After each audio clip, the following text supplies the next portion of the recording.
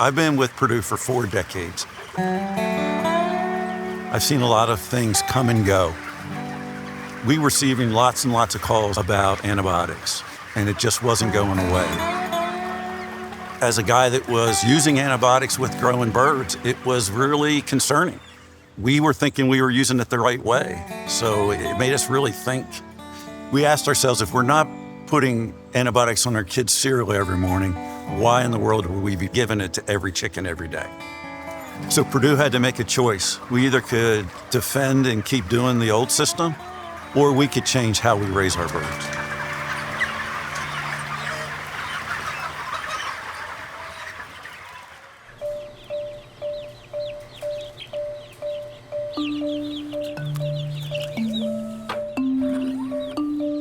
There are 4 reasons why a chicken company might use an antibiotic.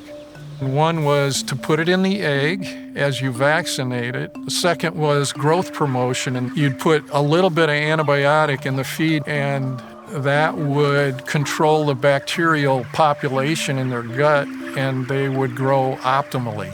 Third reason is there's a disease in chickens called coccidiosis, which is like a parasite. You would use an antibiotic to treat and to prevent coccidiosis. And then there's the 4th reason, which is when a flock is sick, you would treat the sick flock.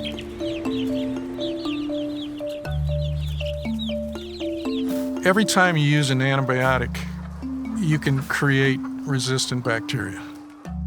The No Antibiotics Ever project started about paying attention to what consumers are worried about, and what they called to ask is, we heard you use a lot of antibiotics, and surely, Perdue, you could come up with a way to raise them where that wasn't necessary. So we had to do a number of things, obviously, to kind of work our way through this problem. One is cleaner eggs.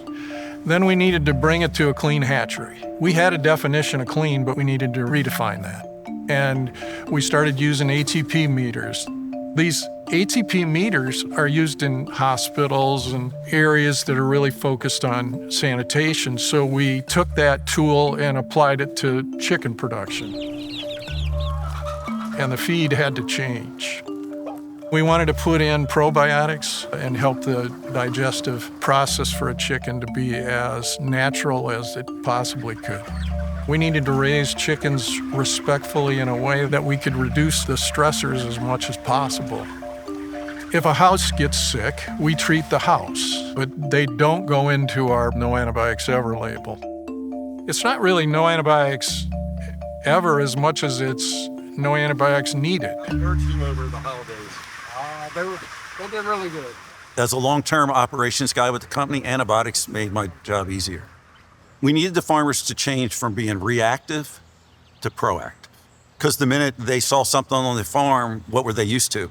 We would bring them antibiotics. And now we had to spend more time explaining why they did need antibiotics. The chickens look really good. They're eating, they're drinking, they're resting, they're playing. They're doing what chickens should do. They had to pay more attention to their birds. They had to get cleaner water. They had to work on ventilation. They had to have the floors be drier. The main thing was they had to dig a little deeper into the chickens' behavior. They needed to react faster to when the chickens were off. A lot of people, when we say we have chicken houses, they really think it's like a little small house in the backyard. They're not. They are 42 by 500 foot. They're 21,000 square feet. They are tunnel ventilated houses, which means the air comes through the front and is sucked out the back. It feels better in the chicken house in the summertime than it does outside. When it was first discussed with me, my reaction was very wary. What am I going to do if I get sick chickens? That was my biggest concern, probably had the whole thing. Which, if I lose a chicken, that's my income. That's how we stay in business, is taking care of animals and making sure that they are healthy. The biggest change we had was being more proactive. We really had to watch the birds more. We had to really focus on the water consumption. The water will tell you a lot as far as the bird health and the environment in the house, what's going on. Check house 5 last night, the water a little lower than the rest of it. So since we made the change, we haven't seen a decline. If anything, we've seen an uptick in the bird's health.